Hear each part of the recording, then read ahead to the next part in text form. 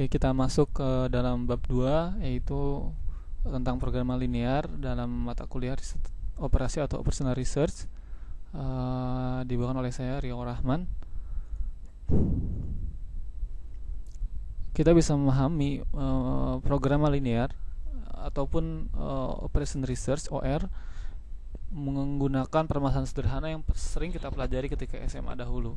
Misalnya kita membahas sebuah kasus seperti ini. Mungkin SMA kita pernah mendapatkan bab di pelajaran matematika kelas 3 berjudul programma linear. Ada seorang pedagang menjual buah mangga dan pisang menggunakan gerobak. Pedagang tersebut membeli mangga 8.000, pisang 6.000, modal 1.200.000. Gerobaknya hanya bisa memuat 180 kg. Jika harga mangga 9.200, pisang 7.000, berapakah laba maksimum yang diperoleh? Kita tentu ingat pernah mengerjakan ini ketika SMA atau SMK dahulu. Ini adalah bab programma linear. Yang kita lakukan adalah kita mendefinisikan dahulu siapa X dan siapa Y. Misalnya X-nya adalah mangga, Y-nya adalah pisang. Kemudian kita buat model matematikanya. Mangganya harus lebih dari 0 dan pisangnya juga harus lebih dari 0 karena tidak mungkin jumlah buahnya negatif. Kemudian modal harus kurang dari 1.200.000. Maka 8.000 dikali jumlah mangga, ini adalah harga mangga, ditambah harga pisang dikali jumlah pisang, 6.000 kali Y, harus kurang dari total modal yang dimiliki. Atau kita bisa sederhanakan persamaan ini menjadi lebih sederhana, dibagi 2.000 ya, supaya lebih mudah saja disebutnya. Kemudian ada batasan yang kedua, kalau kita lihat di soal, bahwa harus jumlah buahnya itu tidak lebih dari 180 kg gitu ya. Oke.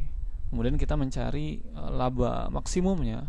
Rumusnya adalah 1.200 dikali X gitu ya. 1.200 adalah jumlah atau besar keuntungan dari penjualan mangga dikali dengan kilogram mangga, jumlah mangga, ditambah 1.000 atau keuntungan pisang. Dari mana 1.000? 7.000 kurang 6.000 dikalikan dengan Y. Lalu setelah itu kita gambarkan dalam sebuah grafik seperti ini. Tentu kita masih ingat ketika SMA dulu. Lalu kita arsir daerah yang merupakan area dari kurang dari ini gitu ya, kurang dari dan area dari pertidaksamaan ini, maka kita dapatkan daerah ini. Dan kita lalu kita pilih 4 titik pojok seperti itu ya. 1, 2, 3, 4. Kemudian titik pojoknya apa saja? Ada 0,0, kemudian 150,0, 60,120, dan 0,180. Kita masukkan ini ke dalam persamaan ini, maka didapatkan nilai Z-nya seperti ini. Lalu kita bandingkan, yang optimal adalah, yang besarnya adalah 192.000 rupiah. Ya, ini adalah sebenarnya permasalahan yang sudah kita pelajari sejak SMA dahulu. Namun bagaimana kita bisa menyelesaikan ini dengan persoalan atau permasalahan yang lebih complicated?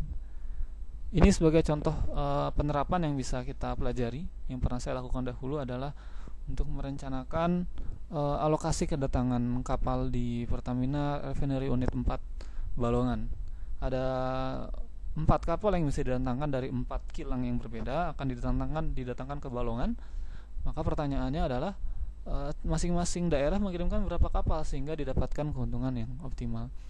Maka dilihat masalahnya, dilihat pembahasannya, bagaimana cara menyelesaikannya, lalu dibuat model matematikanya sama seperti tadi persoalan pisang dan mangga. Ini adalah model matematikanya, lalu didapatkan solusi yang optimal. Oke. Ini adalah contoh model matematikanya. Sama juga misalnya kita dalam persoalan di tol Paster, misalnya di gerbang tol, ini juga pernah saya kerjakan dahulu. Berapakah gerbang tol yang mengoptimalkan jumlah yang mengoptimalkan performa dari gerbang tol tersebut? Kalau terlalu banyak gardu tol, biayanya besar, tapi kalau terlalu sedikit antriannya panjang. Ada dilema seperti itu yang bisa diselesaikan dengan pendekatan operational research.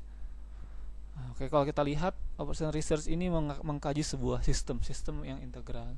Sistem merupakan representasi dari dunia nyata dengan mengidentifikasi faktor-faktor yang dominan dan relevan, yang penting-penting saja, yang mengendalikan perilaku dari dunia nyata tersebut. Maka permodelan sistem adalah bagaimana kita membentuk sebuah model berdasarkan sistem yang kita pelajari.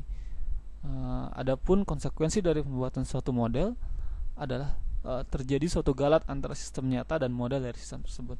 Misalnya kalau kita bicara bumi, maka modelnya adalah apa? Ya, modelnya adalah globe, gitu ya. Kita bisa melihat ini adalah sebuah sistem dan ini adalah modelnya, dan ada sebuah perbedaan yang jelas antara model dengan sistem nyata.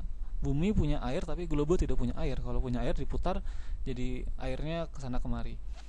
Nah, tapi ini model ini bisa kita terima. Kenapa? Karena ini cukup menjelaskan dan sesuai dengan kebutuhan kita. Jadi model tidak mungkin sama dengan sistem real, tapi model ini sesuai dengan kebutuhan kita.